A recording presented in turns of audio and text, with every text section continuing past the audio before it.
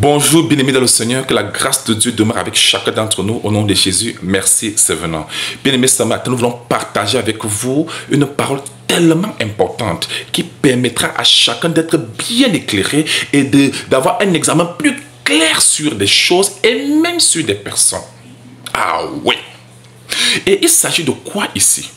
Ici, nous allons partager sur 4 catégories de personnes en fonction de leurs attitudes vis-à-vis du Seigneur et vis-à-vis de sa parole. 4 catégories de personnes.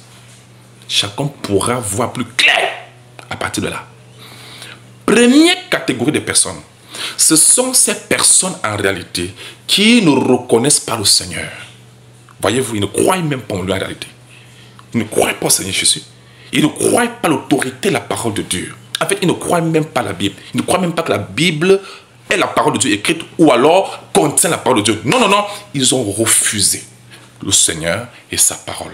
Et ils sont dans leur monde. Ils croient à leur spiritualité africaine, soi-disant. Ils croient aux choses antiques. Ils croient à un certain nombre de choses. Ils sont dans leur conviction, dans leur position. Quand tu leur parles du Seigneur, quand tu leur parles du Seigneur de sa parole, ils disent, hey, pardon, laissez-nous ça. Tu aimes sur la Bible, c'est la parole de Dieu. La Bible, c'est les hommes qui ont écrit, hein. Ce n'est pas Dieu. Attention, attention. Bien-aimé, toute écriture est inspirée de Dieu. Ce sont les hommes qui ont écrit les Saintes Écritures, mais de la part de Dieu, inspirée de Dieu. 2 Timothée 3, 16 est clair. C'est Dieu qui les dictait d'écrire ce qu'ils ont écrit. Est-ce que c'est clair? Dans 2 Pierre chapitre 1, le verset 21, la parole de Dieu déclare que ce n'est pas de la volonté d'un homme que la parole a été donnée. La prophétie, vous comprenez? Mais cela est inspiré de Dieu, du Saint-Esprit, que les hommes ont parlé de la part de Dieu. Cela montre clairement que ce qui est écrit dans ces Écritures, c'est Dieu qui a inspiré cela. Deuxièmement, le salut et la vie éternelle se trouvent qu'en Jésus-Christ et personne d'autre. Acte 4, verset 12. Il n'y a de salut à aucun autre. Dieu a tant aimé le monde de son Fils unique, afin que quiconque croit en lui ne périsse pas, mais qu'il y ait vie éternelle. Et quiconque ne croit pas au Seigneur Jésus-Christ, la Bible dit pleinement, celui qui croit au Seigneur Jésus-Christ a la vie éternelle. Mais celui qui ne croit pas au Seigneur est condamné. Et la colère de Dieu demeure sur lui à jamais. C'est écrit où? C'est écrit dans Jean 3, le verset 16, Jean 3, le verset 36. Amen. Ne pas croire au Seigneur Jésus-Christ, c'est la perdition éternelle. Régner au Seigneur Jésus-Christ dans sa vie, c'est la perdition éternelle. Qu'importe ce qu'on devient dans cette vie, qu'importe ce qu'on a dans cette vie, qu'importe ce que nous réalisons dans cette vie, tout cela, c'est la perdition éternelle qui sauvera notre âme. À tous ceux qui ont tourné le dos au Seigneur, qui ont tourné la parole du Seigneur, toutes ces choses-là que vous suivez aujourd'hui, est-ce que vous savez que toutes ces choses vous abandonneront devant la tombe? Soyons sages.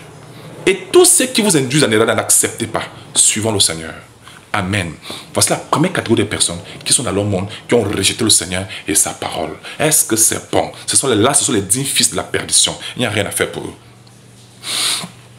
Deuxième catégorie de personnes, ce sont ceux-là qui disent qu'ils reconnaissent le Seigneur, Jésus, mais en réalité, ils ne se soumettent pas à l'autorité de la parole de Dieu. Ils marchent sur les vaines pensées de leur cœur. Ils vivent, ils fonctionnent en fonction du genre, moi je me dis que, moi je pense que, selon moi, ils se croient tellement s'habituer, ils pensent qu'ils comprennent les choses. Les pensées des hommes ne sont que la perdition. Ah ouais. Les pensées des hommes ne mènent qu'à la perdition éternelle. Toi, homme, tes pensées ne peuvent ni sauver ton âme, te donner la vie éternelle. Ne suis pas tes pensées, suis la parole de Dieu. Il y a les gens aujourd'hui, vous voyez Jésus, mais ils ne se soumettent pas à la parole de Dieu. Et non seulement ils trouvent des excuses, en réalité, d'autres vont encore plus loin. En citant maladroitement des versets bibliques pour essayer de se conforter dans leur position de folie. Ah ouais. Par exemple, tu vois un irresponsable qui passe le temps à s'enivrer. Il vient dans une ivrognerie qui ne dit pas son nom. Et quand tu demandes que c'est comment, il dit que, mais n'est-ce pas Jésus qui savait transformer l'eau en vin? Vous voyez, il cite un verset biblique maladroitement pour qu'il soit encouragé dans sa folie. D'autres disent, ah, moi je sors les femmes parce que, n'est-ce pas, Salomon même avait 1000 femmes. Ah! Donc les gens prennent les versets bibliques, prennent certains versets bibliques, en fait, pour se conforter leur perdition. Et, vous voyez, il y a les gens aujourd'hui, vous voyez Jésus, mais ils ne se soumettent pas à la parole de Dieu. Et non seulement ils trouvent des excuses, en réalité, d'autres vont encore plus loin. En citant maladroitement des versets bibliques pour essayer de se conforter dans leur position de folie. Et Ce sont les gens qui se croient s'habituent. Ce sont des rusés, des hypocrites. C'est encore autre signe de la perdition. D'autres vont encore plus loin pour essayer de se justifier et faire croire aux gens que c'est Dieu. Ils disent que non, c'est même l'Esprit de Dieu qui me conduit. L'Esprit de Dieu me dit, l'Esprit de Dieu me dit. Tout ce qu'il dit, c'est l'Esprit de Dieu. Vous croyez que tous les gens font l'Esprit de Dieu? Ça, c'est même un blasphème encore contre le Saint-Esprit. D'oser dire que c'est le Saint-Esprit, alors c'est toi-même qui as fait ça. C'est une manière de. Ça, ce sont des gens qui sont intellectuellement malhonnêtes et rusés. Ils intimident les autres en faisant croire aux autres que c'est le Saint-Esprit, alors que c'est eux-mêmes. C'est parce qu'ils veulent que toute leur folie là soit validée par les gens. Ça ne marche pas comme ça avec Dieu. On ne joue pas petit malade au Saint-Esprit. Amen. Pour justifier les actions des hommes, il faut mettre ça sur le dos du Saint-Esprit. Ah, c'est un blasphème. Les blasphèmes iront à la perdition éternelle. Amen. Vous comprenez? Il n'y a aucun le véritable Saint-Esprit ne te poussera pas à marcher en contradiction avec ce qui est écrit. Et quand tu vas lui parler la parole de Dieu, Esprit de Dieu, sur le Saint-Esprit, tu dis, voici ce que le Saint-Esprit a écrit dans sa parole à travers les hommes.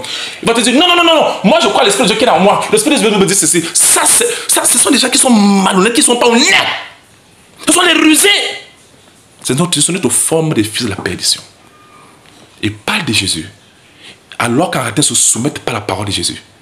Qu'est-ce que Jésus avait dit?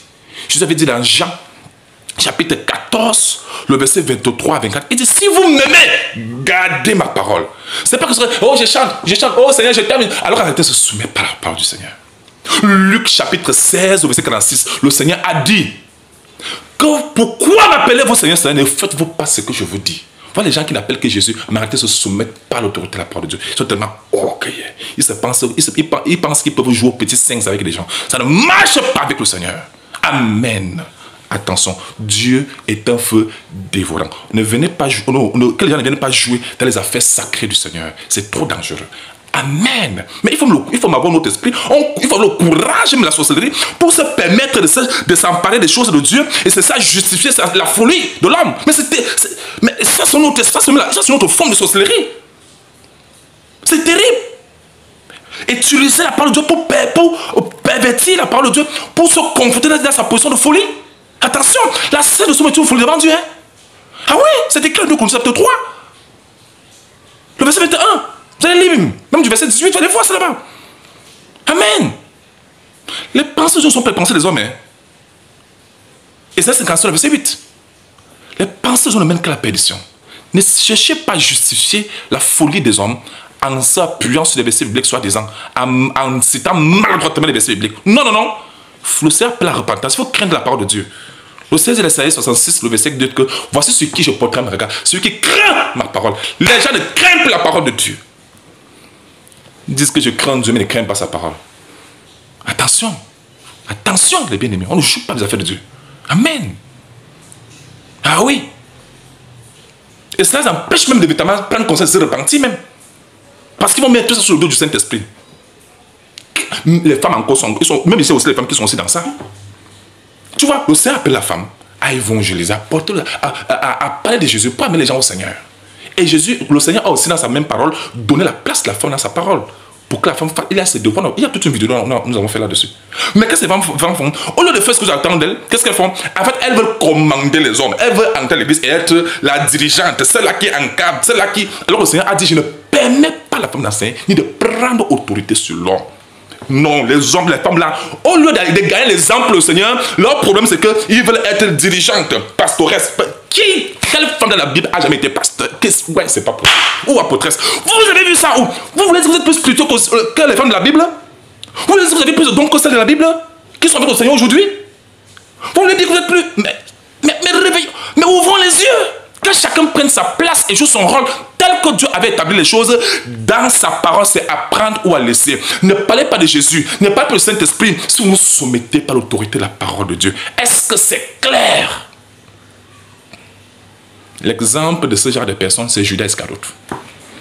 Voilà quelqu'un qui était avec Jésus, il écoutait la parole de Dieu, mais en réalité, il était dans son monde et dans son cœur. En réalité, il n'était même pas avec Jésus. Lui, il était dans son monde. Il parle de Jésus de bouche, mais il ne se soumettait pas à l'autorité de la parole. Lui, il était dans son monde, il faisait ces choses. C'est comme ça que beaucoup fonctionnent. Attention. La fin de tout cela, c'est la perdition éternelle. Est-ce que c'est clair? Troisième catégorie de personnes, c'est en réalité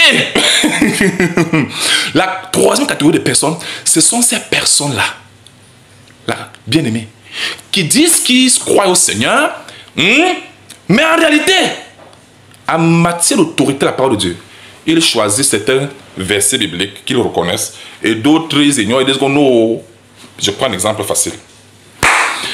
La Bible dit clairement que Jésus-Christ est fils de Dieu. Et la même Bible dit dans la définition du terme fils de Dieu, en montrant que fils de Dieu, c'est Dieu devenu homme. Il y a même tout un verset, plusieurs versets qui parlent de ça, qui démontrent que Jésus-Christ est fils de Dieu. Il est la parole de Dieu faite chair. Il est Dieu devenu homme. Même 1 Jean, verset 20, verset 1, dit clairement que ce fils est lui le Dieu véritable, la vie éternelle. Même dans la version, on parle que Jésus-Christ est Dieu. La même Bible démontre cela. Mais qu'est-ce que les gens font comme ils sont malhonnêtes? Qu'est-ce qu'ils font? Ils disent que non, Jésus-Christ est Dieu. Ils prennent ce verset, ils disent Amen. Mais d'autres, ils refusent de dire Amen. Comment pouvez-vous choisir certains versets bibliques auquel vous dites Amen, mais d'autres par vous dites que non, ce n'est pas Dieu. Non, ils commencent à trouver des solutions, de trouver des excuses comme quoi les traducteurs ont fait ceci, vous savez, la Bible était fait ceci, vous savez tout ça, le dictionnaire ne dit pas ça, les termes font ceci. Tout ça sont les prétextes pour ne pas se soumettre à la parole de Dieu. C'est de la malhonnêteté. Avec Dieu, c'est soit on se soumet à lui entièrement, soit on se soumet par lui. Il n'y a pas de soumet à lui entièrement, soit on se soumet par lui. Il n'y a pas de demi-mesure. Nous ne sommes pas plus intelligents que la parole de Dieu. Quand tu as lu un verset, tu dis Amen. Et que tu lis l'autre verset, dis Amen et cherche à comprendre ce que les deux. Accepte d'abord ce qui est écrit et cherche à comprendre le lien. Tu vois que la Bible ne se contredit pas. Les contradictions, c'est la tête des gens parce qu'ils ne comprennent pas. Vous comprenez? Amen. Jésus-Christ est bien fils de Dieu. Jésus-Christ est également Dieu. C'est la même Bible qui le dit. Ne prenez pas une position en regardant d'autres versets bibliques. Ça, c'est être malhonnête. Amen. Ces gens-là sont encore plus dangereux. Parce qu'ils vont se servir certains versets bibliques qui les arrangent. Donc, ils font le choix. Comme Dieu a dit ceci, ça m'arrange, ça me permet. Ok, mais ça, non, moi je refuse ça. Ah bon, hein? On ne se soumet pas au Seigneur partiellement. On se soumet à lui entièrement. On ne se soumet pas à la parole de Dieu partiellement. On se soumet à la parole de Dieu entièrement. C'est à prendre ou à laisser. Amen. Tout ça sont les ruses du diable, des hommes. Les gens pensent qu'ils sont habitués, ils pensent qu'ils sont plus intelligents. Ça ne marche pas comme ça avec Dieu. Est-ce que c'est clair? Bien-aimés, quand vous lisez la Bible, ne lisez pas la Bible de manière à choisir ce qui vous arrange et ce qui ne vous arrange pas. Dieu nous donne sa parole afin que nous puissions la comprendre dans son entièreté. Vous comprenez? Si tu as lu un verset et tu as lu un autre verset où Jésus-Christ est Dieu, est fils de Dieu par exemple, et tu vois un autre verset où la Bible, le même Saint-Esprit dit encore au Saint-Esprit, Jésus-Christ est Dieu, tu dois accepter les deux et chercher à comprendre les deux par le Saint-Esprit, bien poser des questions pour chercher à comprendre le lien. Vous allez vous rendre compte qu'en fait, c'est le grand Dieu des cieux qui s'est humilié, qui est devenu un homme dans ce monde pour sauver l'humanité. C'est tout simplement ça. Amen. Dieu n'a pas couché une femme mariée pour faire un enfant. Non.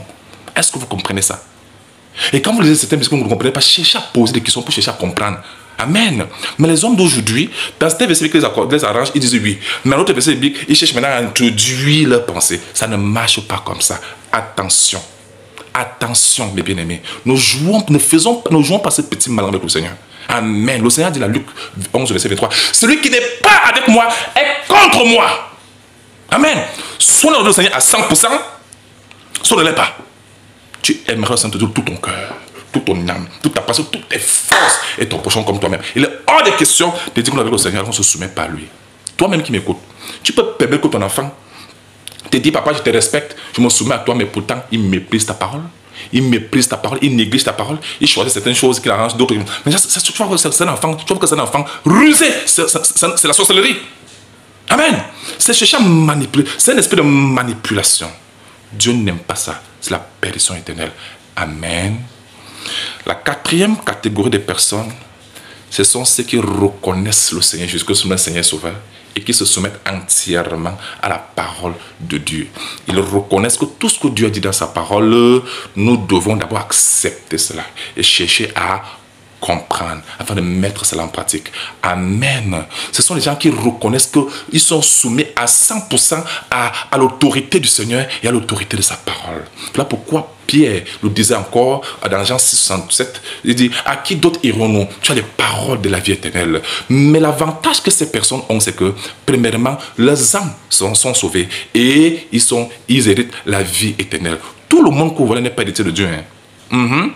Ceux qui sont héritiers de Dieu, ce sont eux qui se soumettent à l'autorité de la parole de Dieu à 100%. Ils ne choisissent pas certains versets bibliques et rejeter d'autres. Ils reconnaissent toute l'autorité de la parole de Dieu. Est-ce que c'est clair? Le Seigneur dit dans Jean chapitre 14, le verset 23, Jésus lui dit, si quelqu'un m'aime, il gardera ma parole. Est-ce que tu aimes le Seigneur? Garde sa parole, pas une partie de sa parole, mais toute sa parole. Est-ce que c'est clair?